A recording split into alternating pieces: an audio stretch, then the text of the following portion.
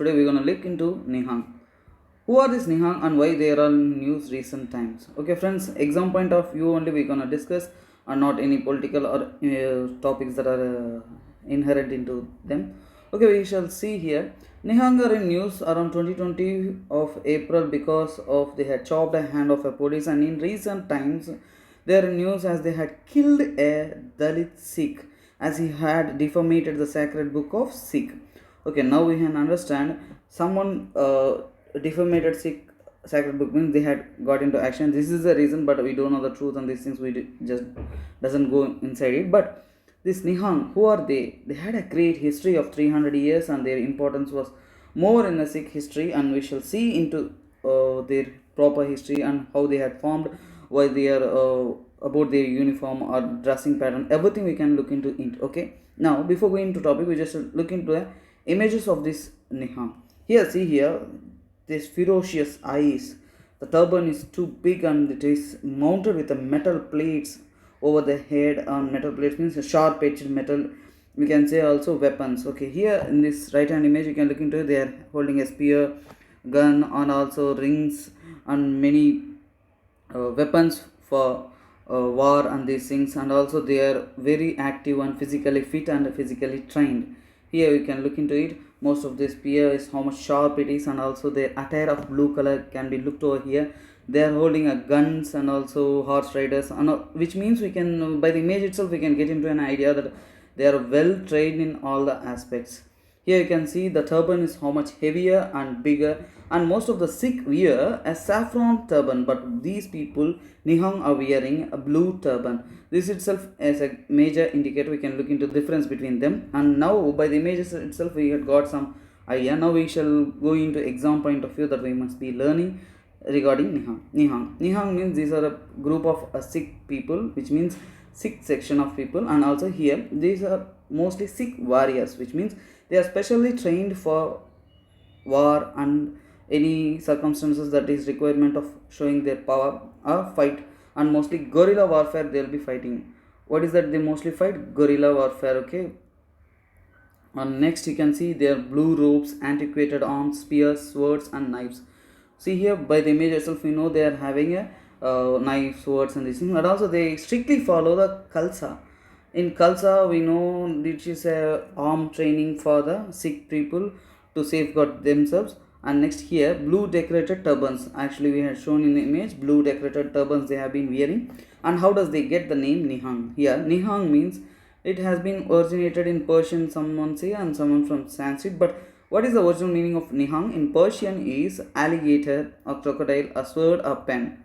And in Sanskrit, nihang, which means without fear, which means these people are fearless, most powerful, and also daring, and also unblemished, pure and carefree, which means they don't even care, which means the law that we follow and everything doesn't matter to them, and they individually live onto their own system of life and individuality. Okay, here we shall look into how the Nihang system has started and who is the major building stone of this Nihang. Here we know the 10th Guru of Sikh, Guru Gobind Singh. Guru Gobind Singh is a 10th Sikh Guru, and he had 4 sons.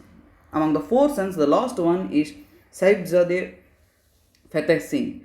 All the 3 sons of Guru Gobind Singh, because the Khalsa was the training for army of Sikh, Guru Gobind Singh has formed a Sikh army also, and also in that all the 3 elder sons has been training for this Guru Gobind Singh Sikh army. And Sahibzada Fateh Singh is a kid, which means a small one. So he also participated in also insisted for participating in this training, but all the 3 elder sons said, you are chota wala, which means you are small boy, you just go and play, you need not come. So he got some sad, and he went into room and took a big dress of blue color and blue color turban, everything in a blue robes. He had weared them and come outside and said funnily, I am now bigger because of wearing the big dress. By that thing the Guru Gobind Singh was highly impressed. By looking that uniform, the Guru Gobind Singh was very impressed, and then Guru Gobind Singh said this uniform may be part of the some sort of section of these soldiers. Okay, to defend Gurudwaras, most of this they are mostly involved. Okay, now Guru Gobind Singh has brought a new attire and new section that is called as nihangs from this attire only.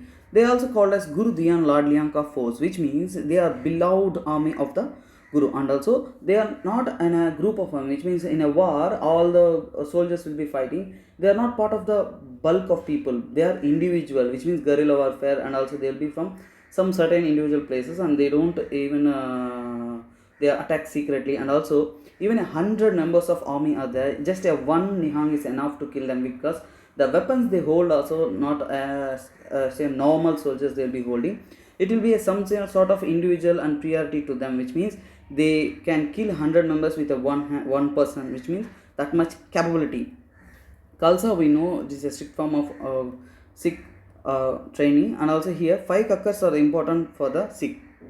This had been already asked in UPSC and many competitive exams, so I had mentioned it here. Here by the image you can see kesh means, first thing is kesh, long hair. They must have a long hair. Kanga means the comb in their hair will be fixed there, and kachera means shorts, small shorts that they will be wearing, and kara means a steel bracelet or a metal bracelet they will be wearing. Kirpan means a sword they will be holding near the hip. Okay friends, this is all the 5 kakkars. And next, there also doesn't have any profess any allegiance to the earthly matter. And the saffron, instead of saffron, which means mostly hoist the saffron flag, but instead of that they will be hosting a blue flag. And also their popular drink is called as a shardai or sharbati dag. And religious affairs mostly Akal Banga, Baishaki. In those days, in and around Amritsar and these sites are religious sites, they will be found in recent times. They will be seen, and people will be showing a greater respect towards them, and also taking the blessings of these people, and also they will be more which means have a greater attitude. They will be seeing them, and it is also most of them nowadays they can take selfies and these things. And also they are also called as Akali army, which means army of immortal, which means they don't have death. This is just a thought of them. And these are all the important things of greater history of these nihangs.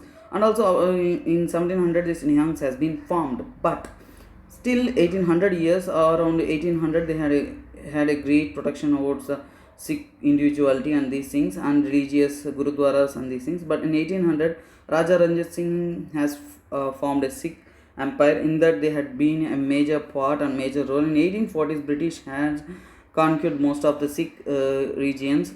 Then their importance has been continuously reduced, and they had restricted to the deras and gurudwaras and certain locations. This is the history of nihangs we had looked into in a brief method. Okay, from here, this is SPR Edutech. We are providing online classes for quants. Only 25 students will be selected and trained, and UPSC also 25 students going to plan, select and train. Complete guidance will be provided, and daily live classes with written notes will be provided. Interested can contact through this number. Okay, thank you. This is me, SPR, signing off. Bye, take care, have a nice day.